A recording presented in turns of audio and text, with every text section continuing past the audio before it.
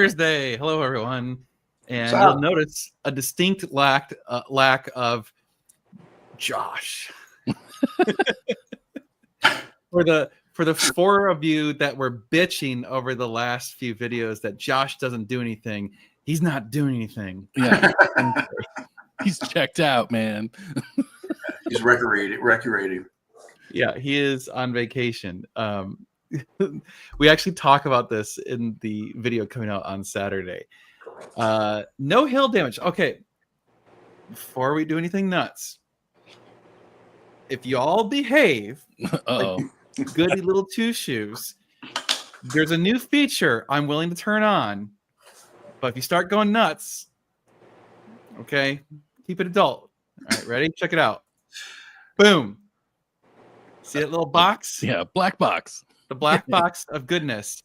It's a surprise. You'll see what happens. Sorry, it's gonna roll right across your face, Steve. Yeah, I'll move to the side. wrong You'll side. move right into it. Like, I'm gonna hide. Really? Yeah. That way is better? There Yeah. it is. Look at There that. it is. Boom. Congratulations, Jocko. You're the first to use it. Yeah, First person to post a comment on the new box. How about that? Isn't that cool? what's in the box? What's in the box? Jocko, Now, again, right now. you got to be adults because I'm gonna have to delete some. I don't know what happens if I delete one. Does it remove it from that? We'll find out. Delete Jocko's comment. He can be the first on both ends. Yeah. So, okay. I like it. Good. Also, an interesting development. Some of you may or may not notice. Yeah, I saw that right before we started. You broke the trend. I was it was last Friday, and we just had one of those days that like it just came crashing at the end of the day. Oh, Really hard. And I was just like, man, like we had been busting our ass all week, had a super good week, and then Friday just came in like a freight train and just wrecked it all. And we're like, like, ah. And I was just super pissed. And then we were stuck at the shop until late because a client was coming to pick up his car, but he couldn't make it there until like 7 something at night. And we're like, fine, we're just gonna hang out. So I'm like, you know what? If we're gonna hang out and I'm already pissed off, I'm gonna have a beer. good. Like when you have a kegerator and it's got beer and it's cold and you're mad, you're like, Yep. I'm gonna have a beer. It's very tempting. So wait, what happened after lunch then? What? Did we go get lunch? yeah, last night? yeah. Like the whole day was going great, right? Like, Yeah. It seemed like 2 cars broke. Oh shit. Of course. The Testarossa. No. Although, no. Sorry, I brought it up. No. So the Testarossa shipped out today. Okay. And literally, I start the car. The shipper's here. Start the car, pull it out of the garage, and I'm gonna get it out of the car to hand the guy the keys. Oh, what? Oh, someone clicked something. No, Oh, there. my bad. No, I was like, I was trying to see if the little box would get bigger. oh, I clicked the wrong thing. Sorry. oh, sorry. I was like, geez, you don't need to see that much of me. So I get out of the car to hand the guy the keys, and no kidding, the driver's side mouse trap just like disintegrates itself. It's like, and like all the like race tracks for that thing just like unwound. And I'm like, you gotta be kidding me. Like, Your luck continues. so I took pictures and I sent it to the guy who's buying the car, and he was chill with it. But I was like, like I would have liked it to have at least made it to him before it exploded itself. Yep. Like those mouse traps on those older Ferraris are awful and they break all the time. But Yeah. So, Dan, are you going to keep it and repair it, or are you going to send it to him broken? no, I mean the shipper was there. What am I? Yeah. Like, what can I do? I could. Yeah. Anyway, that was just frustrating. I was like, come on. Have you seen the 2015 458 with every option on the planet being sold for only 180K? It's on Ferrari Chat. No. Miles, is it wrecked? Salvage? Yeah. What's wrong with it? That doesn't sound. Does it have 80,000 miles? I mean, it seems way too cheap. Yeah. Feel free to email me a link. Yeah. I will gladly look at that. Clean title. Well, that doesn't mean anything. How high was the Yeah. waterline? Yeah. Yeah. It's And only up was to it- the wheels, I Was promise. it a Florida car and that they washed the title? Yeah, right. 20K miles. Something sketch. Something not right. Or Is it somebody's like, in really bad need of some cash quick. Yeah. yeah, or like you're gonna pay them and the cars would disappear or something. I don't know. Something. It's a deposed Nigerian prince selling it. Right, Oh, right. yeah. Something like that. Oh lordy. Well, by the way, I hope they see what we're seeing as far as like the okay. I was looking over at Instagram. Yeah, it's the same. I thought maybe like the size of the text thing might be different, but it's the same. Okay. Well, Dan, I don't want to go too much further without asking. Since you've fallen off the wagon, how was Yeah. your tolerance? Did you Oh, it was great. I had 2 beers and I was feeling it. reset? Nice. It was Not bad. wonderful. I mean, literally, we were hanging out at the shop. So here's the funny part about it, right? We're hanging out at the shop, and I'm all pissed off because the one car's broken. And I'm like, well, I might as well have a beer.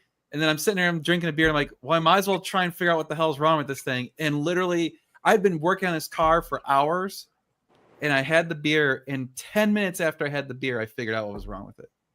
See, beer solves all the world's problems. And that was what Josh was like. He's like, look, you start drinking, you start fixing shit. I mean, it's like, You can become a master mechanic and an alcoholic. yeah.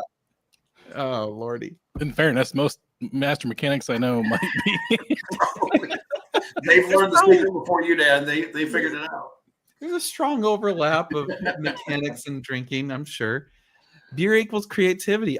I'm not going to disagree with that, you know? Yep. Oh, okay. I want to actually put this one up on the screen for a second. This one right here. Okay. I wanted to talk about this in a live, not in one of my main videos, because I didn't want to give it that much attention. All right. I saw it making the rounds. If you guys didn't know, so Flying Wheels YouTube channel, the guy's name, I think his name is Craig. Correct me if I'm wrong. He bought a pretty terrible yellow 360 and he fixed it kind of janky. And he sends it to Barrett Jackson, no reserve. Right? And the Barrett Jackson, mind you, this thing has like a horrible Carfax, like really bad.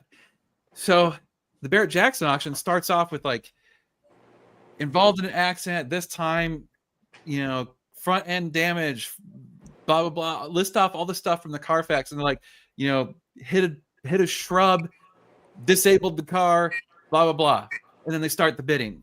And the guy from the YouTube channel has been making the rounds on the internet, probably to try and recover his losses.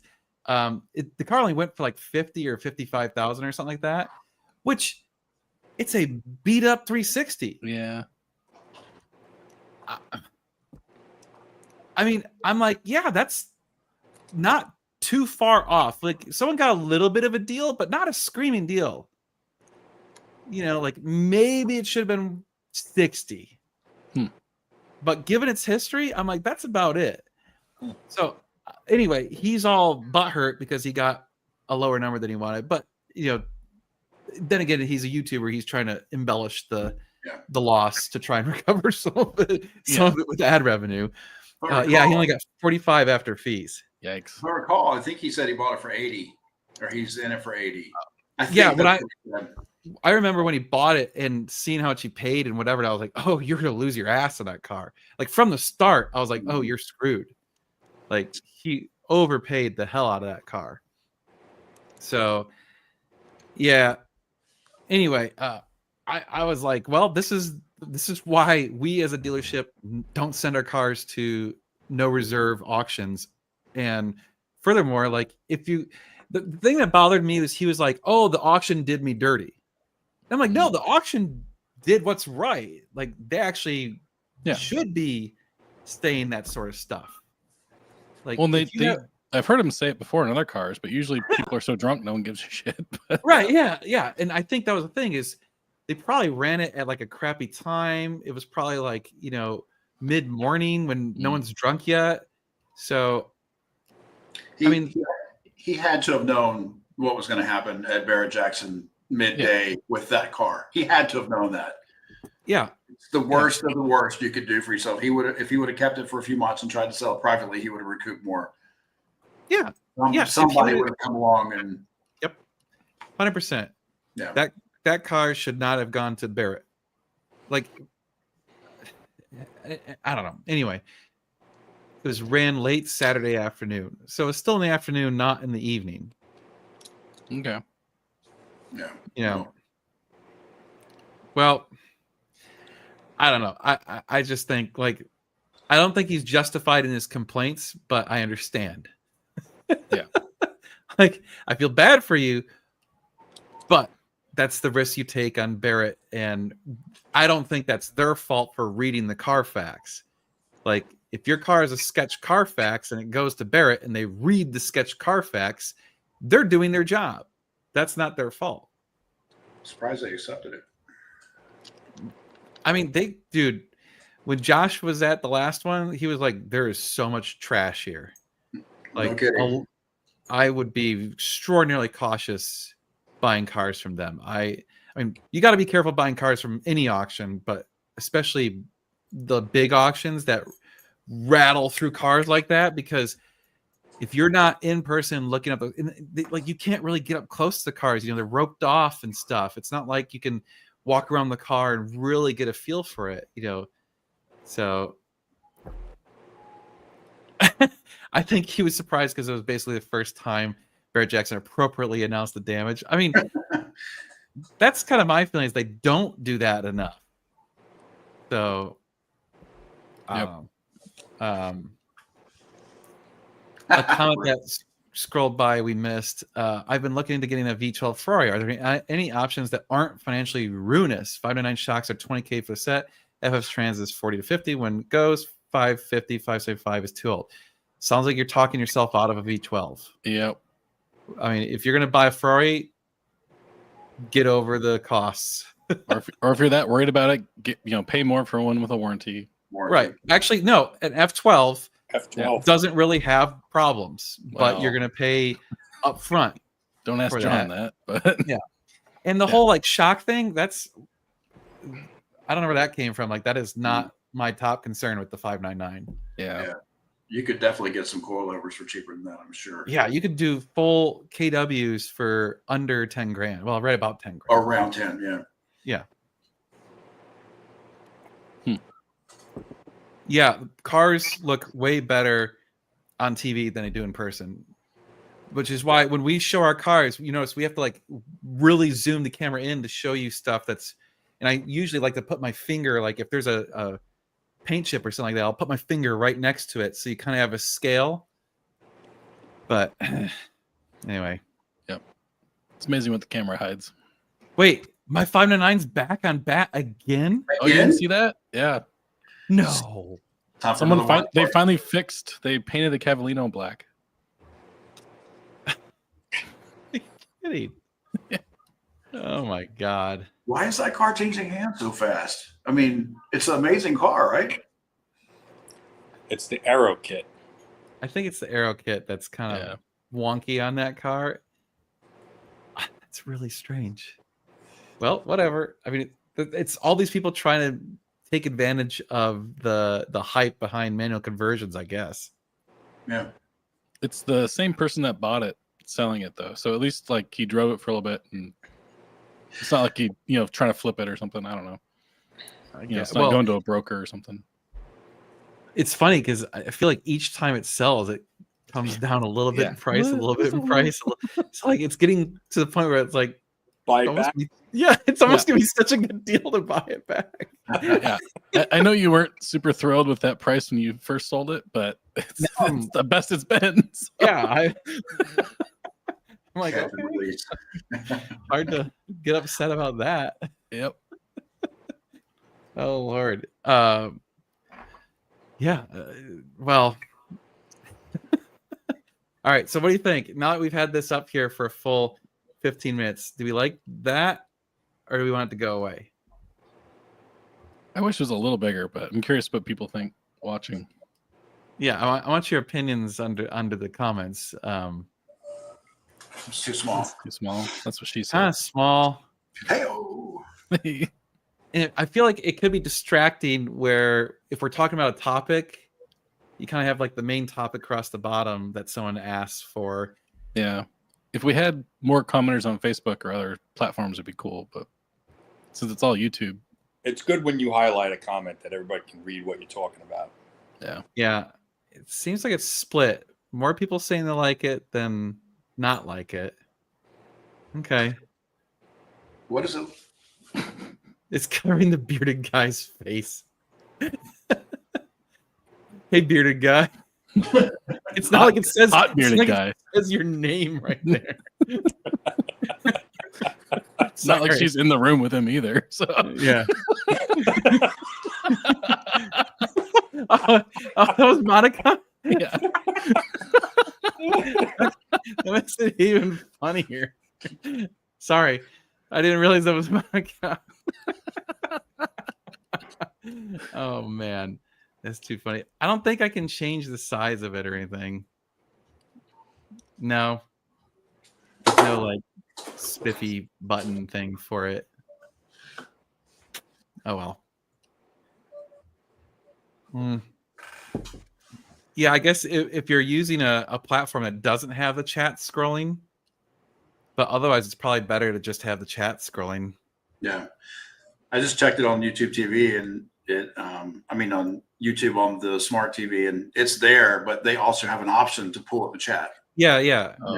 I could see it. If you're doing it on a cell phone, there's no way you're gonna be able to read it. Yeah. All right, I'm gonna can it. Now we just gained some More speed. Now we can see that flask moving uninterrupted. Yeah. Well, it's an interesting idea, and maybe we'll turn it on occasionally. But if you do like more wrenching lives, that'd be cool to turn on. I could see that. Like, yeah, or if you only had one or maybe two things, like a split screen or something like that. Yep. Or if I could take and have it like squeeze, like actually, it'd be ideal is if you squeeze the entire thing to the side and have it cover top to bottom. Yeah, that'd be cool. That would be cool, but oh well. Anywho, so I wanted to talk about the topic of the video, the best month we've ever had. Yay. Nice. It's been nuts. Truly. We've sold more cars this month, like I think than ever. So and you took a week off. Damn. Huh? And we took a week off. Yeah. It's been crazy. So we had a full house, and we're gonna be down to I think 3 or 4 cars again next week. Wow. Yeah. Y'all can sweep up a little bit. Yeah. So we got it's gonna wash the floors time in the next few days. So yeah, the Testarossa went out today. The Red 360 is going out tomorrow. Steven's car sold, and we got that Porsche 993 on, what was that, Tuesday or something? Tuesday. The Stripe 430 that we had was bought on Wednesday. What else went? I mean, pretty much the only things we got left. Go find mom. Can you find mom? Coming in like, I'm hungry. Give me food. Let's see here. So things we have right now. We have the 993. We've got the 458, the black on black. We've got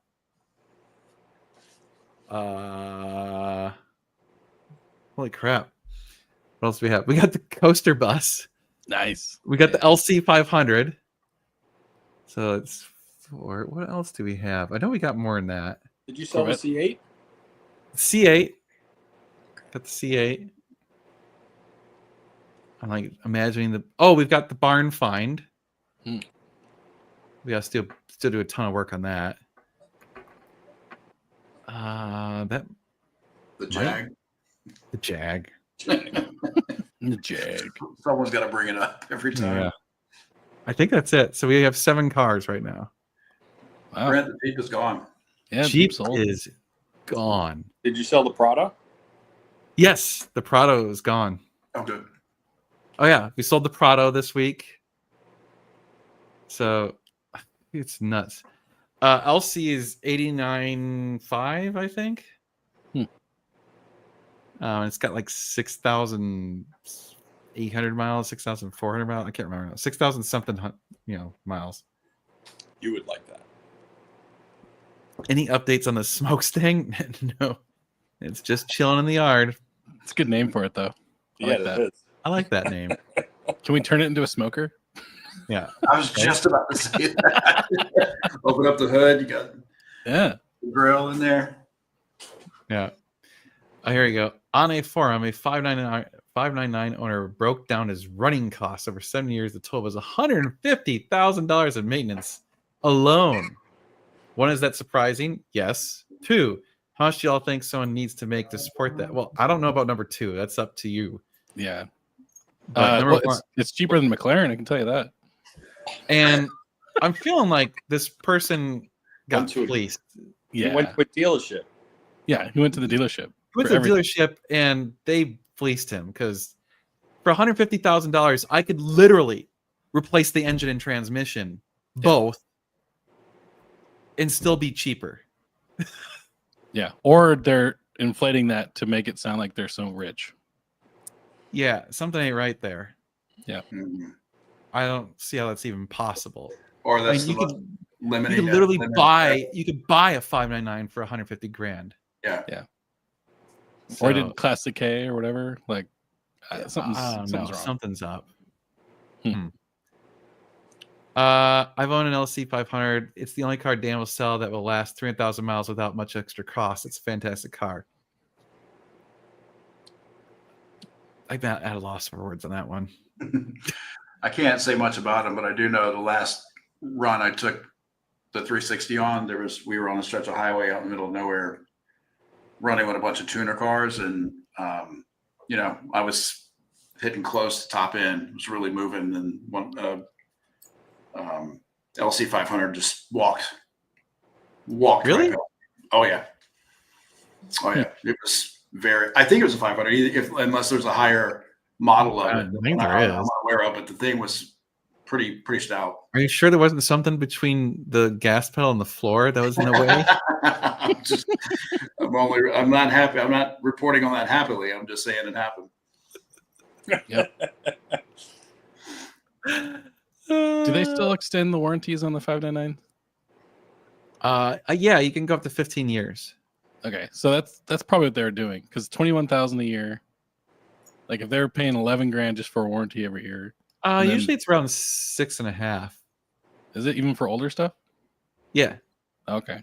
Well, then never mind. I was trying to do mental math and justify it, but you just can't get there. Yeah. You're 80 in on a Scud, but you've had the world's worst luck.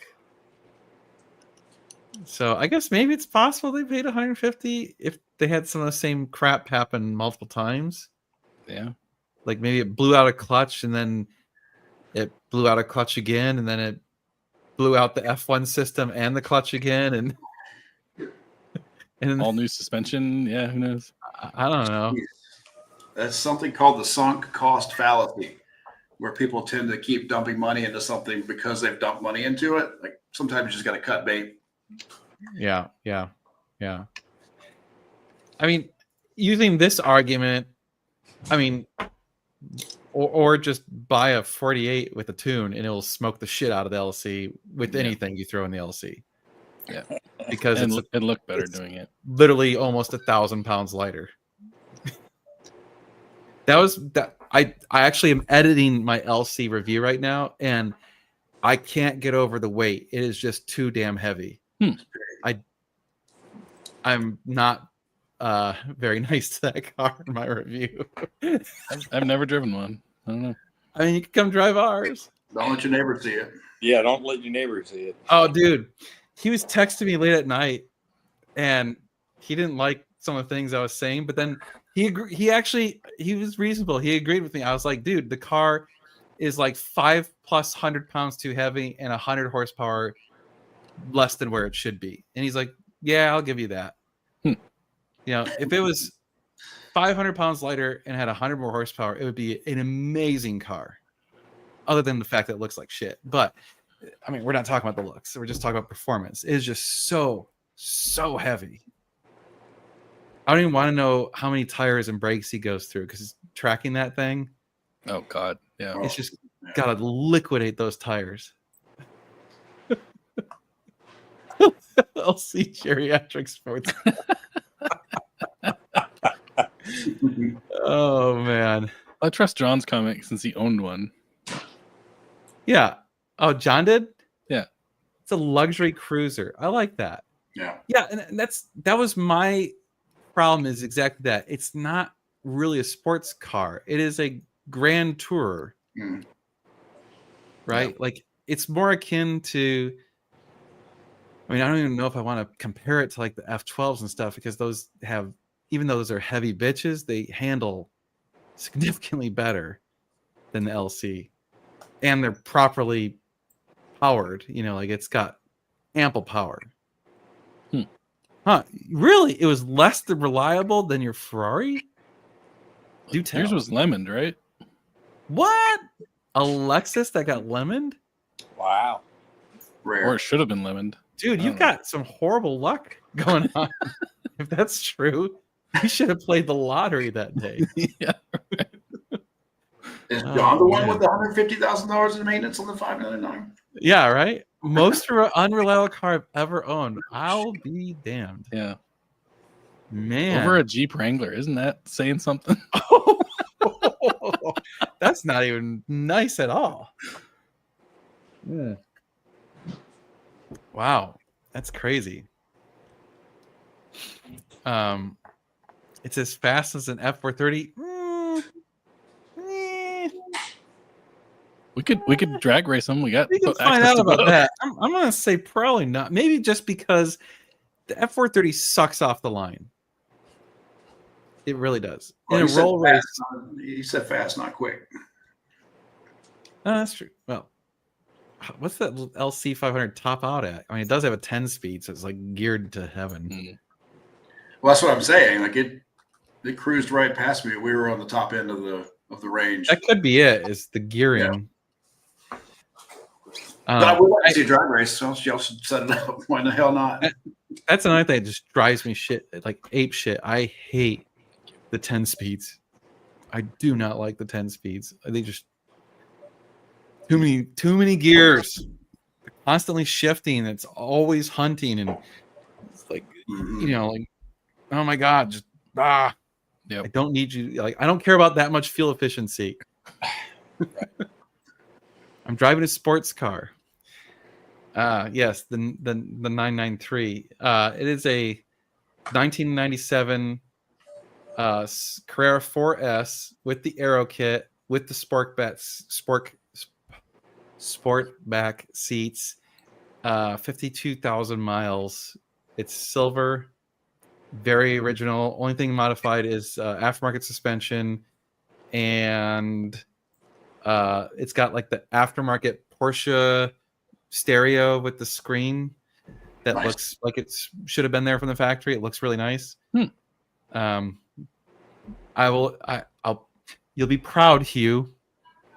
I like it enough. I drove it home tonight. Ooh, wow. Dan, you bought it? No, hell no. It's, you know, here's the funny thing. I like the older Porsches. Like the older Porsches feel right. Like first of all, it's so small. Yeah. Like it's this little tiny car.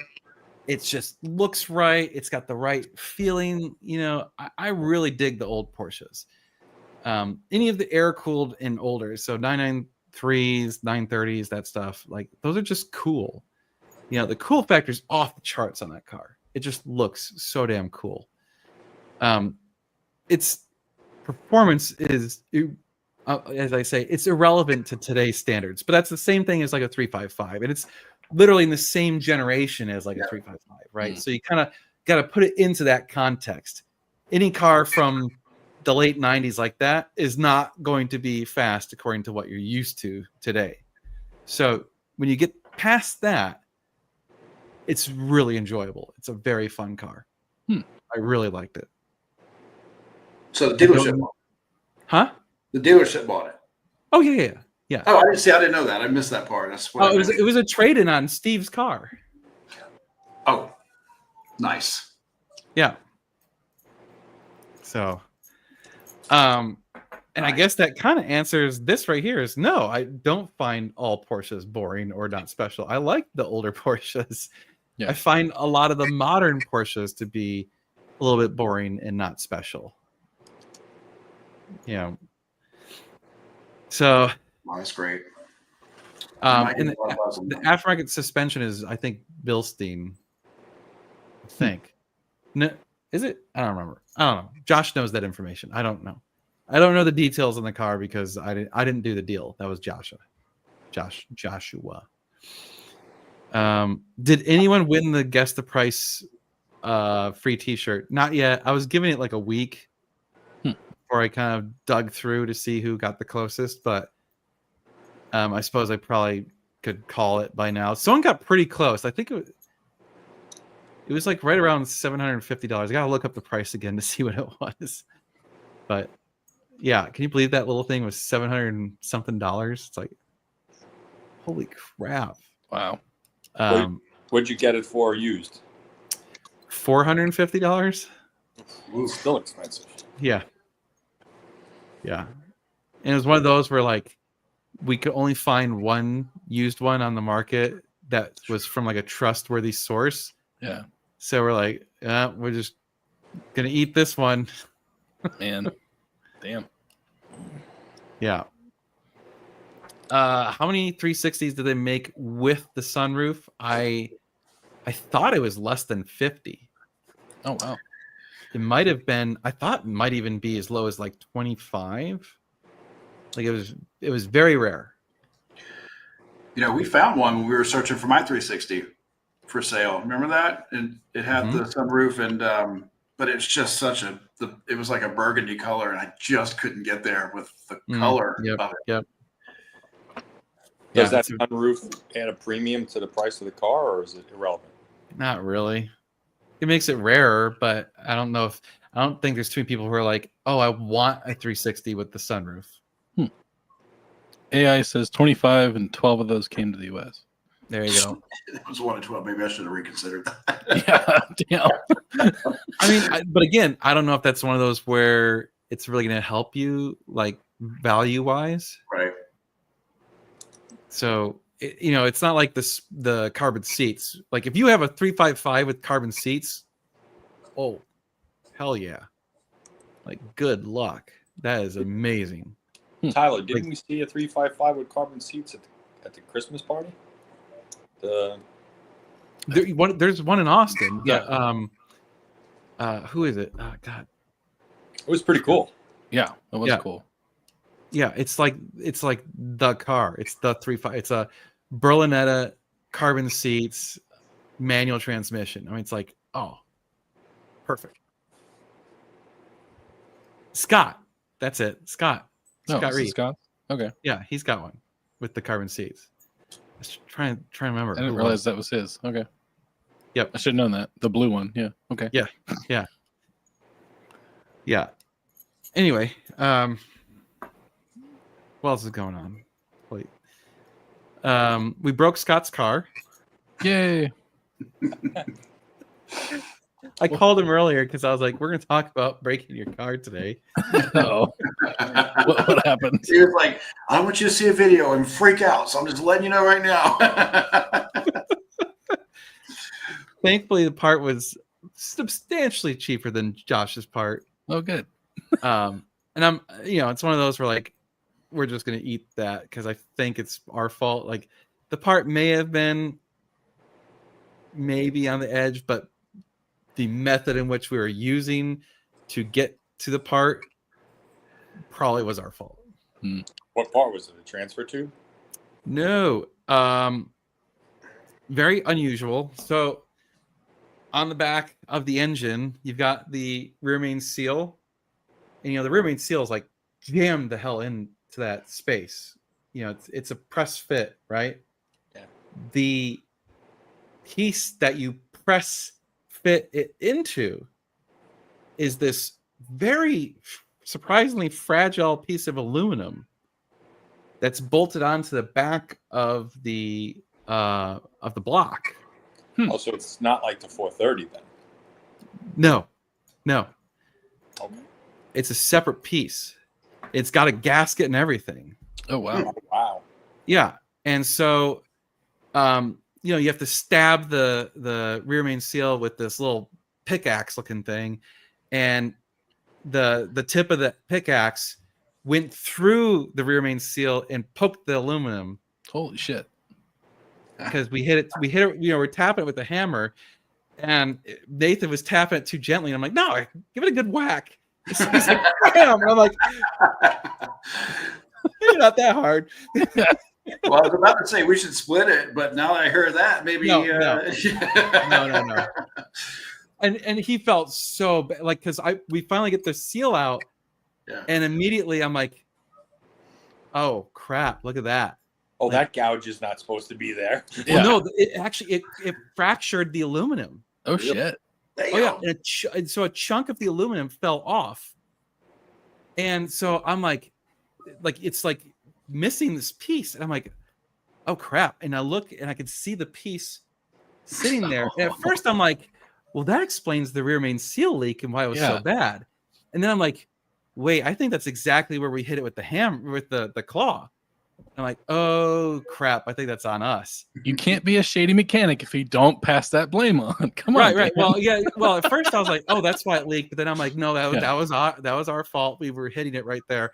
Yep. And then I was like, okay, well, I'm gonna get a magnet and try and fish that piece out. Well, it's aluminum. So I poked it with the magnet, and the piece goes boo and fell into the oil pan. Nice. And I was like, you gotta be kidding me. So we took it from bad to worse.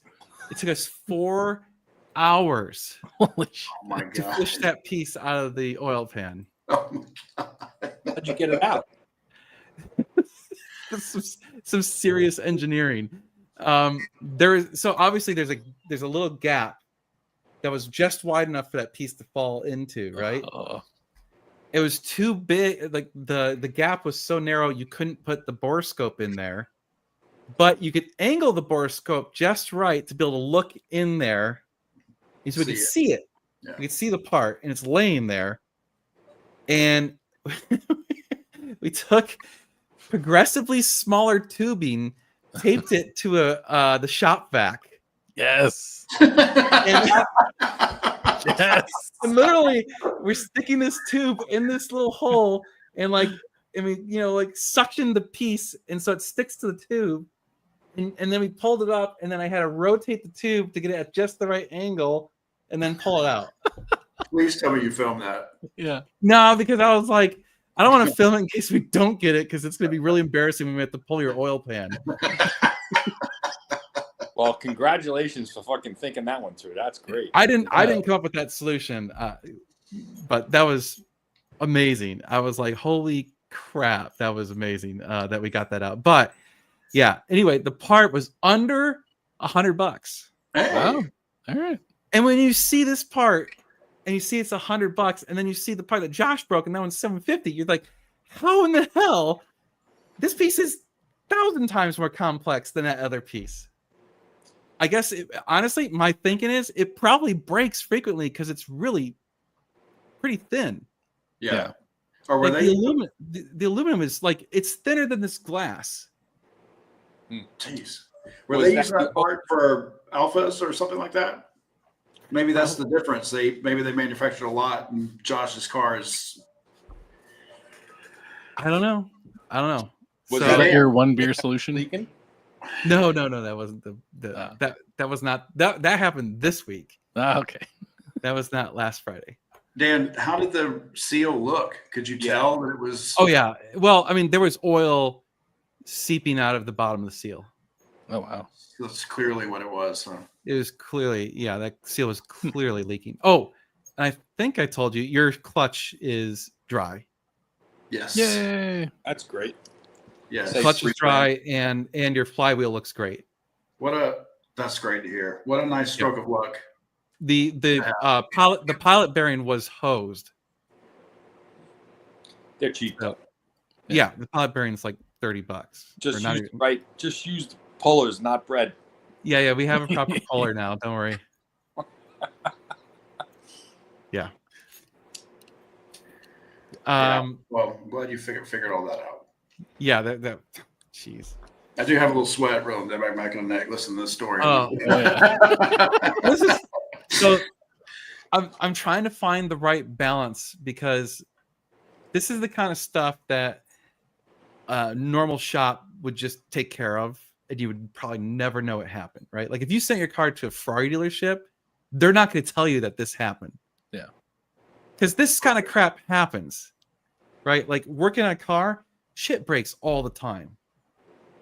And what my thing is, like, I'm trying to find the right balance of how much to show versus how much I want my customers to be in my shit. Because there's a balance, because like if you're watching the videos and I'm showing something that broke on your car, you're gonna be like, beep, beep, beep, beep. What the hell, man? And it's like, we took care of it, like in this case, it was our fault. We took care of it. Theoretically, we could have taken care of it and Scott would have never known and everything would have been fine, right? But at the same time, at this one, I was like, well, it's actually good content, so yeah. Because it was kind of it was funny because it was like, damn it, like that was a mess up. At the same time, it was like, well, we learned some lessons there. Like clearly, the pickaxe needs to go in at a 45-degree angle instead of a 90-degree angle. Do you think the gasket on that? Yeah. Well, honestly, you kind of almost have to hit it with the hammer because you have to actually get to dig in to the pilot bearing or the rear main seal in order to have it hook. Yeah. And those things they're not like an O-ring. It's like really tough material. Yeah. So do you think the gasket on the back of that piece had anything to do with the leak? Yeah, that was my next question. Was that possibly leaking also? No. The gasket's in a different location. Oh, okay. And that gasket, I think that piece had been replaced before because there was, Ferrari does put goop on some gaskets from the factory, so it's hard to know. But there was an excessive amount of goop on this one. Like white, it's white goop, which is what they use in the factory, but it was like really squeezed out on the one edge, but only the one edge, which is why I thought that looks like maybe someone replaced it and they put too much right there. I don't know. Who knows? Yeah. Well, I appreciate you being so using your ingenuity to get that part out. Well, it was either that or we're pulling the pan. Yep. So we're like, we will clearly spend the rest of the day trying to get it out before trying to pull the pan, because that's going to be a big pain in the ass. Yeah. Paul, that was my big gamble, right? Yeah. I had to make a decision about that.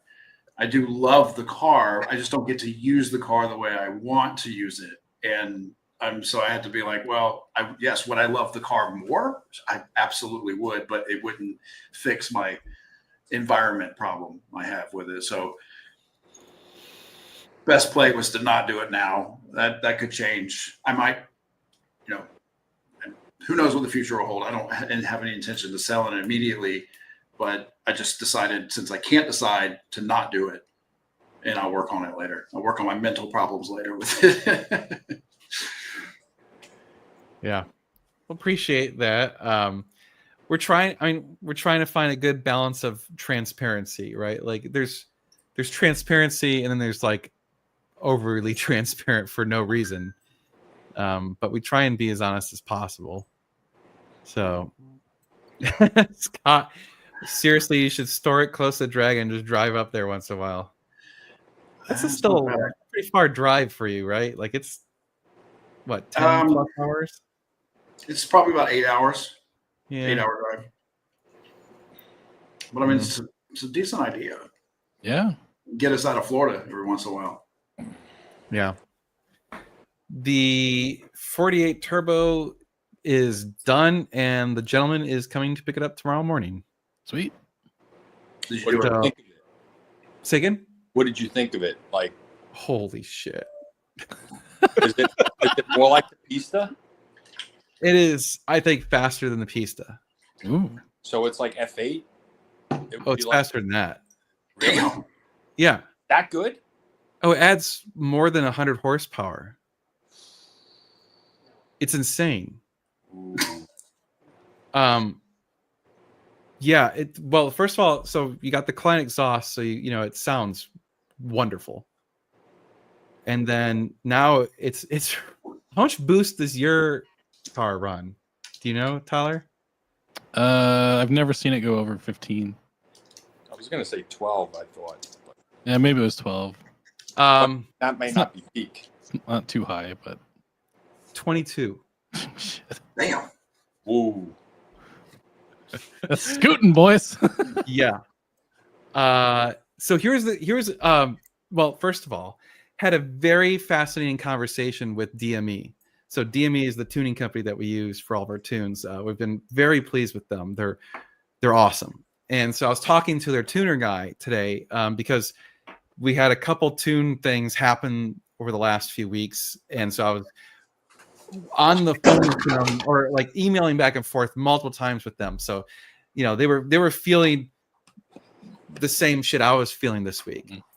And so one of the car, I was trying not to give too much away for the video that's coming up on Saturday, but one of the cars that broke was the 488.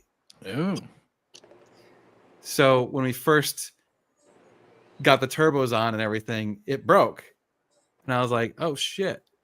And my initial thought was the tune had an error or something's wrong with the tune. So I'd reached out to DME. I don't want to give away the video, but it wasn't the tune. It was something else. So anyway, so I was on the phone with DME today, and he was like, yeah, he's like, the build that you guys did is exactly what you want to do on the 48. He's like, you could maybe go a little bit more on the compressor side. You can go bigger, but he said, don't fuck with the exhaust side.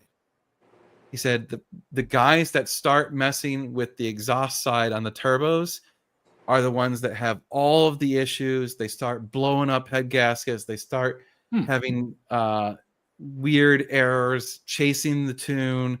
It does not like it. For some reason, that engine does not like having a bigger turbo side, the bigger hot side on the turbo. But if you do the compressor side, you can make it bigger, and the engine does not give a shit. It's totally happy.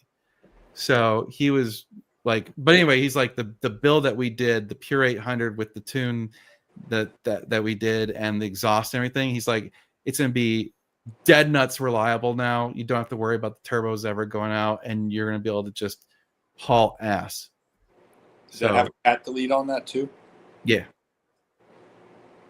Yeah. It almost sounds too fast because it's already at the edge of too fast. It's nuts. I'm sad it's picking up tomorrow because I did want to check it out. You get a lot more turbo noise, and like when you let off, the blow off is like, it's like really loud. Like it's like, oh damn, it let off a lot of boost. Did you film taking it out? I mean, I know Yes. it's a customer's car, but were you able to? I did. Yeah. Cool. Sweet. Yeah. Nice. Yeah, and I filmed when it broke. Like, I was like, you can see my face kind of be like, huh, that's not right. Uh-oh. So this is the other thing. If you start doing way more boost, you're going to need more fuel pump and injectors. So, in fact, this car is right at the edge. Wow. So even once we got it totally sorted, I was still able to get to accidentally go into limp mode once because I think I ran it out of fuel. Do you have to run E85? No, but it does need 93. For sure. Yeah. Is there any way to select tune where you can like switch it to 91 mode or something? Sadly, no. The ECUs are pretty dumb in the Ferraris. So, yeah. But yeah, I'm that thing is nuts. That might be the fastest car we've ever had. Damn. You want to talk about what that package costs? Yeah. Actually, BB asked, what is a turbo upgrade and tune run? So the pure turbo upgrade that we can get from Pure Turbos is right around $5,000 for the Pure 800. That's not bad. Which is what they said. Don't go past the Pure 800 unless you're really gonna go nuts with the car and do fuel system and injectors and plugs and all sorts of crazy shit. Excuse me. The exhaust is optional, but you really should be doing some sort of catless or a sport cat at a minimum on that.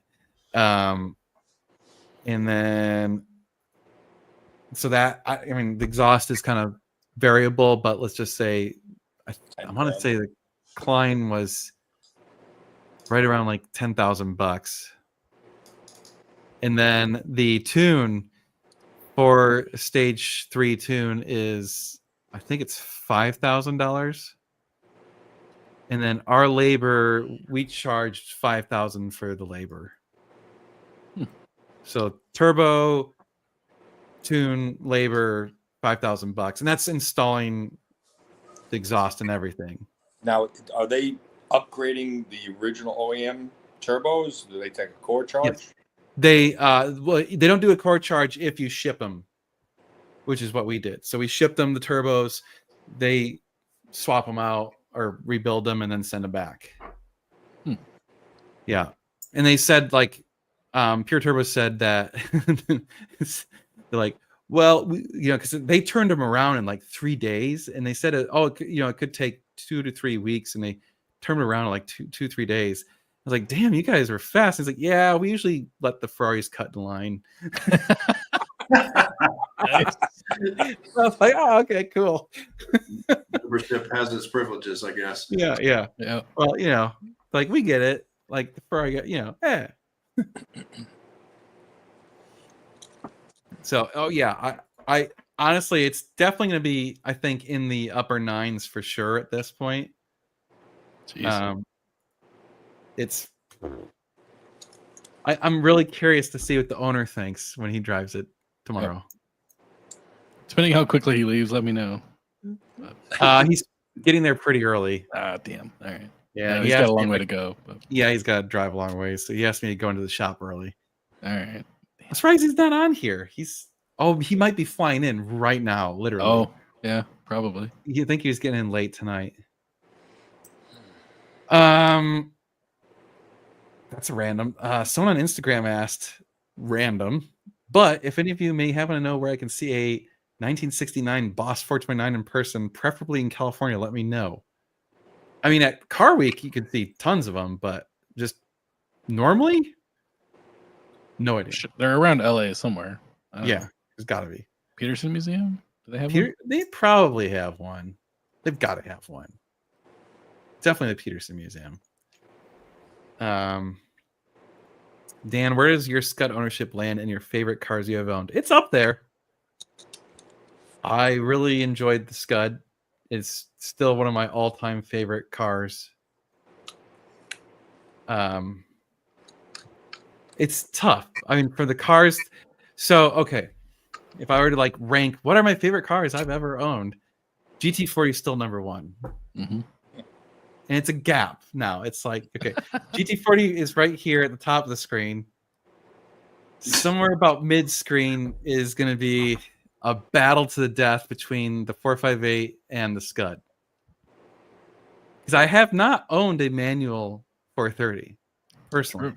Yeah. You should try. It's Well, awesome. I've tried the shit out of them. I love them. I don't have to own one because I get to drive them all the time. Right. That's the problem. I mean, but saying cars I've owned. Yep. If you're to say just cars I've driven, manual 430s and be in that mix too, for sure. Yeah. They're asking where to see one in LA. Like I said, Peterson Museum would be your best bet. Have you driven to Pista yet? Yeah, I drove Jocko's Pista briefly out in at the Dragon. Okay. So I didn't really get to experience it well, but Too tight. That is an amazing car. Yeah. Amazing car. Yep. Inside and out. Do I think the Superformance is better than the original? Absolutely. 100%. Yep. I would never want to own an original GT40. Too expensive, and the performance is going to be shit compared to the Superformance. And they're way. I mean, it's going to be a 50-year-old car. It's going to have all sorts of problems that I don't want to deal with. Technology is going to be older and crappier. Yeah, wiring's gonna be older and crappier. Wiring's going to suck. I mean, no air conditioning. Hell no, I'm not driving that around in Texas. Brakes won't be as good. The brakes are going to be ass. Yeah. Plus, you'd just be too scared of some idiot bumping into you or yeah, hitting a curb or some shit. I would. Could you imagine that? Like you're driving around a original GT40 and some Toyota Camry just bumps you, smashes the fiberglass on it. You'd be like, "Yep, that's $2 million." Yep. Could you imagine the phone call to your insurance? Hello, yes, no, it's wrecked. Yeah, that one. yeah. Guaranteed value? Yes, thank you. Mm-hmm. Oh, What hit you? A Toyota Camry? Oh God. with minimum. How much is your underinsured policy? Oof. Man, I always think about like when I got in that accident driving that California, and what must have that person thought when they come to their senses, like, crap, I'm in an accident, and then they're like, oh shit, it's a Ferrari. I hit a what? Yeah. Oh shit. Like this is gonna be bad. You know, like, oh man. But of course, like that's the crappy thing is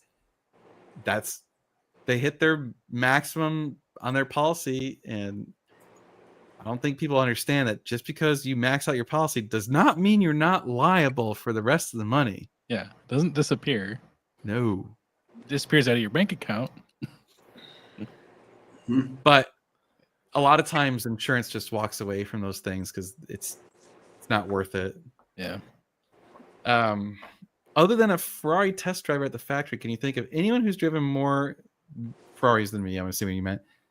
I mean, other than people at dealerships, it's gonna be like unless someone owns a dealership, there's gonna be not that many people on earth who have driven as many Ferraris as I have at this point. Because with our consultations, I've driven hundreds, literally many hundreds of Ferraris now, which is crazy to even say. Like, who would ever thought, right? Like, holy crap.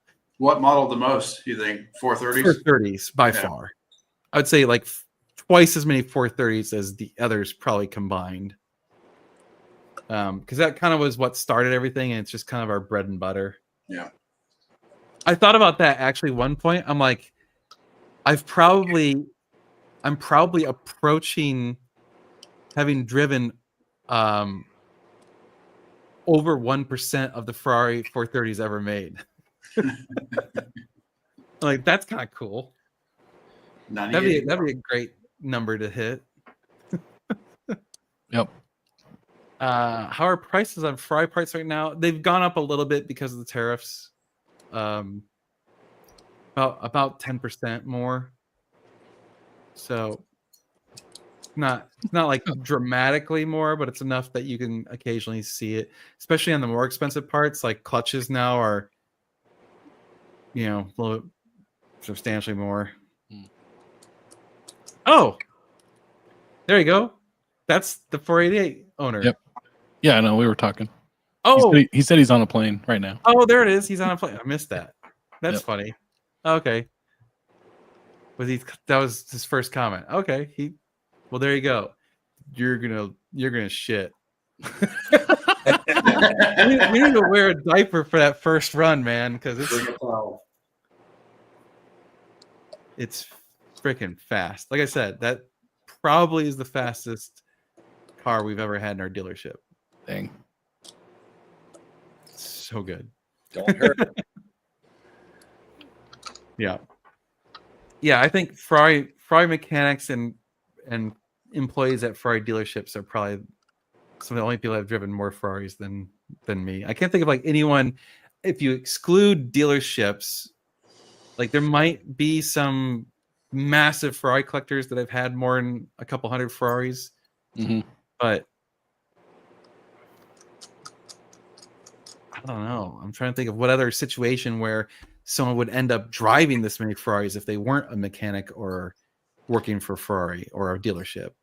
This is the woman that test drove the 599 in California. Colleen. Oh, Shahan? But she's a dealer. Well, yeah, but she's not a Ferrari dealer, right? She's a used third-party dealer? Used for, I'm just saying like any dealer. Oh, okay. Yeah. Yeah, because like any dealer who's got a large number of Ferraris, they've probably driven lots and lots of Ferraris. Fair enough. Yep. Yeah, but whatever. I still am a dealer, so I guess I technically can't, if I exclude them, I exclude myself or whatever. Something like that. I don't know. Whatever. Did the Dragon 2 weeks ago, based on your recommendation, was an epic time? Are you guys going to do any runs in the mountains, like the Moonshine Run? Not planning to, but we were going to do the Dragon again next year, for sure. We've talked about doing the Dragon again, maybe even later this year. So do it. You're like, no, my car's gonna be working again. Yes. Josh's 355 and Scott's 360. Ooh, there you go. That's true. Might have to Toro a car. Yep. Right. I'm running out of vacation days here. You gotta Yeah. space this shit out. I unfortunately I have some appointments and crap. I can't do a big lunch run tomorrow, sadly. But we should definitely plan to do a bus lunch thing or something soon, because that thing's so fun. Admittedly, we probably need to do it closer, because driving that thing down the highway, Little sketch. I mean, you can get it up to about 70. Yeah, but when everyone else is going 90, that's still scary. Yeah, I mean, and like the wind, I mean, that thing is literally a brick. Yeah. Is shaped like a brick. So the wind is just pushing all over the place. But Did you reach out to Cars and Bids for that? not yet, because we just got it fixed last week. So we haven't even had a chance to like wash it and clean it. And we've just been so busy. Plus, it's kind of like we're not in a rush to sell it, because we kind of want to do some dumb things with it. Have fun with it. Yeah. I thought about it. I was like, it'd be really fun is to like, I wish it's too bad I don't live in my old neighborhood, because how fun would it be to you just pick up everyone in the call. Oh my God, that's what I need. Meg, I just thought of something we have to do. We have to call everyone on the old cul-de-sac. We'll go pick them up in the Japanese bus, and we'll go eat sushi. Okay. That actually sounds pretty cool. Yeah. Dude, We all have to wear the little like Sailor Moon hats. Yes. There's the man. God, you are giant. You're getting so heavy. You grow too fast, boy. Good grief. There you go. Got some chocolate milk there. Ooh. It's like, heck yeah. That stuff's the bomb, by the way. This right here. Horizon. Oh yeah, the vanilla milk is particularly good too. All their flavored milks. Yeah, $11 I'm actually secretly to happy to hear you say that, Dan, because I want it there when I come to visit next month. I want the best to do it. Oh yeah. Well, we'll take it out. We'll take it out for a spin. It's you know what's my favorite is people who comment on videos and they tell me something about the car that we own, and they're like, "Oh, you're wrong about this." And I'm like, "No, it's physically right here in front of me." So more than one person was like, "Oh, that's not a turbo diesel. It's just a diesel." And I'm like, "Yeah, except for the fact that I'm staring at a turbo." Yeah. You know, It just I bolted guess- there. It's not connected. yeah, I guess my eyes are playing tricks on me, and it's just a hallucinogen turbo. It's a special one. Yeah. I'm this is the psilocybin version of the turbo. You know.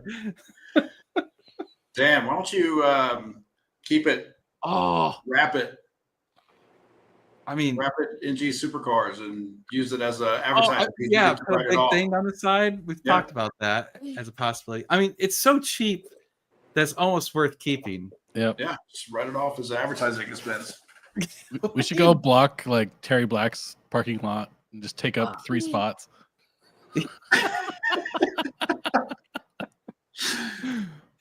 Dude, it's so funny. Hey, please don't go through the drive-thru if there's no passenger on the front right side. I mean, I want to go through the drive-thru so bad because the automatic door opens on the left side. So like literally you would pull up and have someone sitting there with the door open, like waiting to grab. Yeah. It'd be hilarious. Oh man. R-O-D-E. That's right. What's that spell? Word. Road. That's right. He's smart. He's already reading, and he's not even 4 yet. Dang. Nice. Yeah. O-O-D-O. C-spot run. Yeah, that's an O-O-D-O. E. That's an E. You got it, bro. B-O-W-L. What's that spell? Here, let me see if it's up there. Sebastian, what's that say? It's What's that? ball. Bowl. That's right. You got a genius on your hands, my friend. Nice bird. Hugh, now you got to go have a bowl. So. Yeah. Yeah. Convert it to a Texas barbecue on wheels. Oh, yeah. That's right. That's the sound it would make. That's the plan for the Mustang. The smoke. The person on Instagram said that Peterson does What's up, B? not have Yes, a Oh, wow. Fox 429. That's surprising. I'm shocked by that. Oh, there you go. You going to raise an F1 driver? Is he in karting yet? No. He's not like into cars yet. I'm like, uh-oh. Yeah. He still I'm likes like, letters and numbers. I'm trying to like Baby find steps. ways. He does play with cars. He does play with them, but he's not like obsessed with cars. Like there's, I'm sure a substantial number of the people watching right now. O-O-D-E. He's 3 and he knows how to read. I know. Kid's a genius. I'm cool with that. I'm just saying. Like what? 0, 1, 2, 3, 4, 5, 6, 7, 8, 9, 10. Okay, you gonna go back to Mama? There you go. Meg has such strong genes. Okay, let's go. Force him. I was laughing because I'm like, man, if he's not into cars, he like inevitably some friend of his will be like, wait, what? You got like Yeah. Dad's got all these Ferraris and stuff, and Yeah, he'd be like, Yeah. I don't know. Whatever. yeah, exactly. He'd be like, yeah, well, whatever. It's just my dad's stupid stuff, Yeah. We should Yeah, go it to is. work You're with fine. him. You've got plenty of time to infect him with the Yeah. disease. I was thinking to myself, I want to see if there's a way I can get him in the GT40 legally. Mm. So, it's got 4 points. So I'm thinking if I just did like a regular booster seat, just like one of those little sit up booster seats, because I think he's at the weight limit now where he's legally allowed to do that. There's no Oh, cool. airbag on the passenger side, right? There's no airbag. All right. That could work. So I think that would be legal, because I'm just genuinely curious if he would hate it or like it, because it's so Yeah. loud. He doesn't get freaked out by loud noises and stuff. Like a lot of kids are like, holy crap, loud noises, and you're like, ah. He's like, whatever. Like when I took him to that monster truck rally, like all the kids are all like, and he's just like, ah, loud. I'm like, you need to plug your ears, bro. Yeah. Like, anyway. So yeah, get more Joss on him. It's Verstappen's. Yeah, Joss Verstappen. Oh. Yeah. Crack down Yeah. on him. Yep. I don't pay attention that much to one. But anyway, yeah, so we'll see. I'm gonna do everything I can to see if I can inject vehicle stuff and a love of cars. But I guess I wasn't super into cars until I could drive. Mm. Like I always did like RC cars and Legos and stuff, but I wasn't like into hot rods and fast cars. But then once I could start driving, I was like, oh, this changes everything. Now I want to go faster. Hot Rod Magazine. Posters Yeah. on the wall. Yeah. And I was, as soon as I was 16, immediately it was like all the hot rod posters. And I still remember what was that company? There's like a purple CUDA with like a purple background, and then they had a green. What else was it? Anyway, they were like really vibrant posters. I need to find those. Yeah. What was that? Oh, it was BF Goodrich. You can see that. Yeah. It was a BF Goodrich ad, I think. I'm gonna see if I can find that. Okay, I'm not gonna do it during the stupid live stream. I'll think about something else. Yeah, the new generation of kids is not loving car. I've actually said I think the car culture is at risk of declining. Like there's multiple reasons why, obviously, but actually that was a really interesting topic I saw on another YouTube channel that I wanted to bring up. And I think it's worthy of an entire live stream discussion. Okay. So if you guys want to do this for next week, I don't want to do it this week because we only have like 15 minutes left and it's more than a 15-minute conversation. But they were discussing car culture and specifically how it relates to cars and coffee and how cars and coffee is shifting in car culture. And they had some opinions about what's happening to it, and they didn't like it. And one of the things that they brought up that I actually disagreed with, and I think strongly disagree with, is they said cars and coffee is about the cars. It's in the name. It's cars and coffee. It's not people and coffee. Mm. And I was like, no, I think that's the problem, right? Is it should be people and coffee with cars, because to me, it's social hour. Yeah. It's like I get to walk around with some friends talking about car crap or life or whatever. And bonus, we get to see some cool cars. Yeah. All like-minded people. Right. And the other thing that to me, you walk up and you see a cool car. Great. You can sit there and look it over, and that's interesting. But it's nowhere near as interesting as if you walk up to the car and the owner's there and you start talking to them about the car, because now they start telling you stories. Oh yeah, my dad had this car when he was younger and we worked on it together and we spent the last 4 years doing this and blah, blah, blah, all these cool stories. And now the car really comes to life. Yep.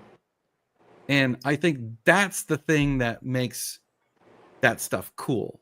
Like, yes, it's neat that I saw a whatever fill in the blank with some rare car, interesting car, but without a backstory or a personality or something behind it, it's not as interesting. Yep. Oh, and just think of in Monterey Car Week, we saw the 280 GTO, and all we're just talking about it, and then the guy that owns it is like, "Oh yeah, I own it," and then it was just sparked this whole conversation. And yeah, next thing you know, we're talking so much cooler. 30 minutes. Yeah, just about all sorts of interesting stuff. Yep, it's how you spread the enthusiasm. Yes. Yeah. Yes. And I think that's it. And I understand that like a lot of us are introverts, and so you don't necessarily want to talk, but I think if you don't, you're missing out on a substantial portion of the reason to do Cars and Coffee. I feel like, hot rods, their crowd aged out. Yeah. Muscle cars, their crowd is aging out now. Yep. Tuner car people will be aging out 10 years, maybe. I don't know. Kind of already are. Aging out. The process is happening. I think one of the things that's happened is magazines are dead, because there used to be a magazine for your group. Hot rods, motorcycles, tuners.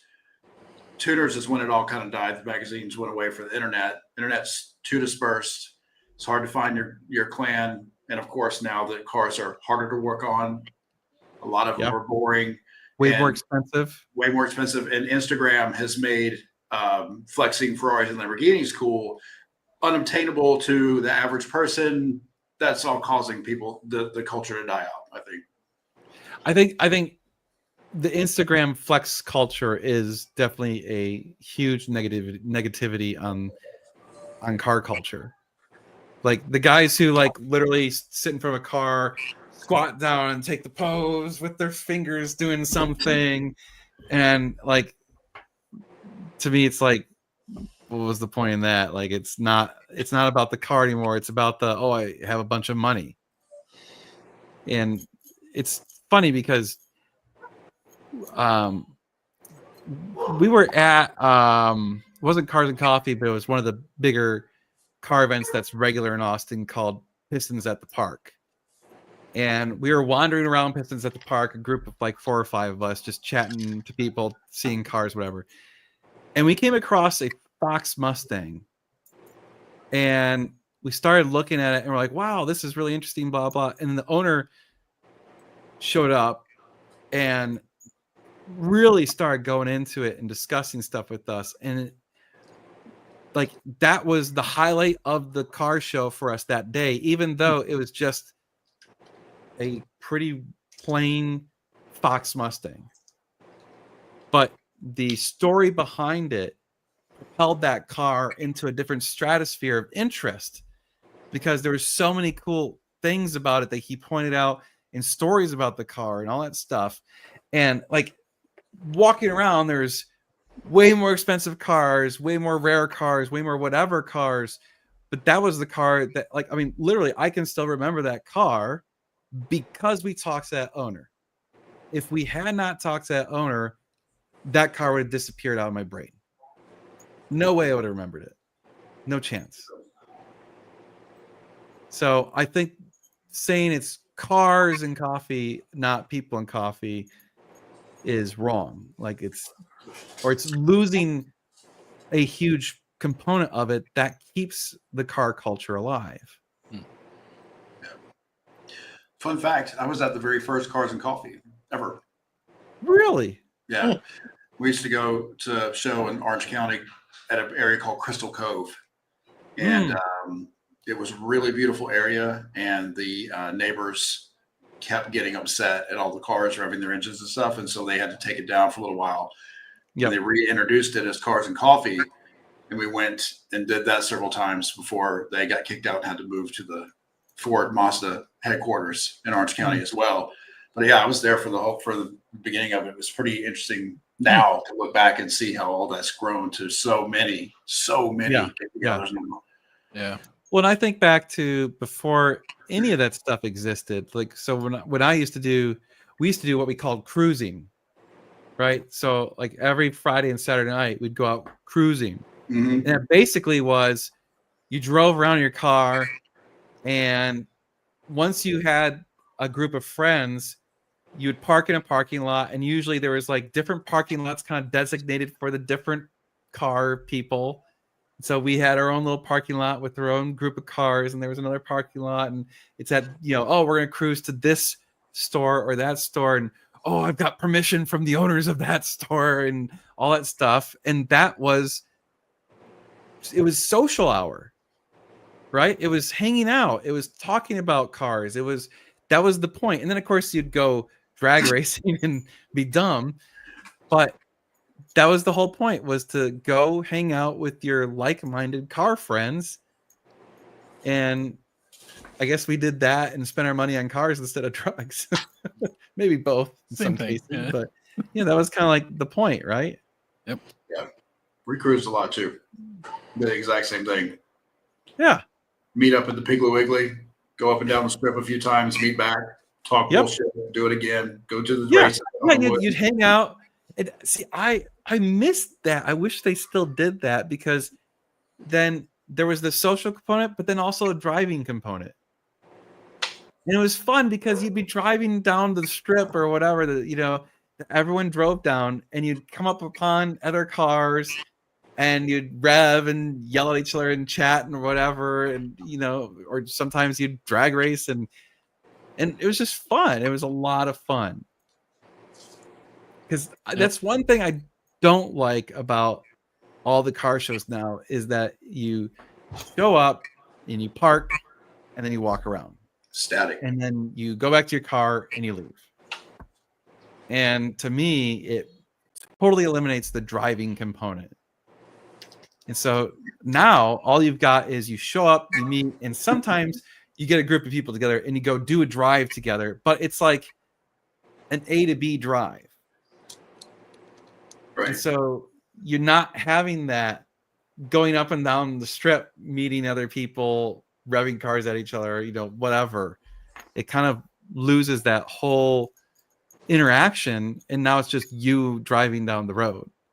Well, that was so abused that you can't do that today. Cops will come pull you over if you're going up and down the same road, even if you're not speeding. Probably, yeah. They think you're crazy. Yep. Does that happen anywhere? Does any of you have where there's actually like a strip that gets cruised, like the main street, the main drag that everyone drives up and down? There's a different connotation to cruising today, so it's probably called something else. Yeah. I'm sure that's what we used to always call it. He wasn't cruising the brambles. Yeah, I know. I'm aging myself there, calling it cruising, right? Yep. Yeah, the greasers and the. Oh Lord, back then that was fun when you'd have a sleeper, and that was my favorite. Was my buddy Andy always had a sleeper. Oh, yeah. He had his Mustang that we called. That was where I always call stuff turds. That was the turd. That was the original turd. Where coined this phrase for me for all of the rest of my life, because he always called it the brown turd, because it was a brown turd Mustang, and he purposely kept a super quiet exhaust on it, but it had an 88 millimeter turbo on it. And so just driving, you couldn't hear the turbo at all. It just sounded like a shitty Mustang. And then, let's race and whatever. And the other people would be like, okay. And then all of a sudden you get up to go race, and he'd lock up the trans brake and start spooling up here. And they're like, uh-oh, I have made a mistake. My friend's dad put a supercharger on their Suburban, and we used to do that, go Honda hunting, and Pull up to the racers, like, hey, want to race? Yeah, here it is. Oh man. See, that stuff's dead. Yep. I kind of missed that. Yeah, Paul has a good point. Kids don't even want to get their license now. I couldn't wait. I can't even wrap my head around a kid not wanting to get their license. It doesn't even compute with me. Fast as possible. Yeah. I mean, I literally got my permit in Michigan. You could get your permit at 14 if it was the same month that you turned 15. So I did that. So I had my permit when I was still 14, and the day I turned 16, I mean, that was the first thing we did that morning. Like, we're there before the DMV opens, or I guess it was Secretary of State in Michigan. But anyway, we're there before they open. I'm like first in line, like I'm taking my test and getting that license. Yep. Yeah. See, I was just given a tractor at 12. I'm like, go run groceries. Go get groceries for me. Go run these errands. Yeah. Oh well, we're aging ourselves talking like old fogies. Yeah. Oh, well. I've been teaching my 14-year-old how to drive. Let him drive out and go to the store with me the other day. And between his obsessive race game play and me constantly showing him bloody, gruesome wrecks on the internet that I just showed hours of him, as he was growing up, he knows to be safe. He has a very healthy respect of the car. So I'm feeling pretty good about it. Good. You see one or two decapitations on the internet, you tend to drive a little slower. Yep. I still remember my dad teaching me how to drive a manual in a church parking lot, and the parking lot had this really steep hill, and so that was always like the challenge was, we'd drive around and you get good at it. Then it was always like at the end of the day, he'd be like, all right, let's go on that hill and see if you could start without stalling or without peeling out the tires, because without having it roll back 20 feet, so like I got really good at being able to start a manual car without having it roll back very far and, learning all that stuff. But that was, Those poor clutches. Oh yeah. Oh, yeah. I taught my boy. You got to use the handbrake technique when you do that sometimes. I taught my boys how to drive in a cemetery. A cemetery. There you go. That way they had roads to follow, and then if they went off the road, they didn't kill anybody that wasn't already. Those stones are expensive, man. I know, man. You hit one of those and damn. Oh Lord. Yeah. No one even really street races that much. A lot. The Tesla bros and the BMW bros wanted to race the McLaren every day. God, the Tesla people are the worst. Like, but the Ferrari, no one wants to race in that. But yeah, everyone wanted any Tesla or any BMW wanted to race the McLaren. I don't know why. The BMW guys, and it's also the big red truck people, which I fall into because I own one. But the big red truck people, they're probably just trying to they just want to hear it. Yeah, or dump a bunch of diesel smoke in your diesel smoke. Oh Lord, that smoke you out. Roll coal. Roll coal. That's the phrase. Yeah, I hate that. That's the worst.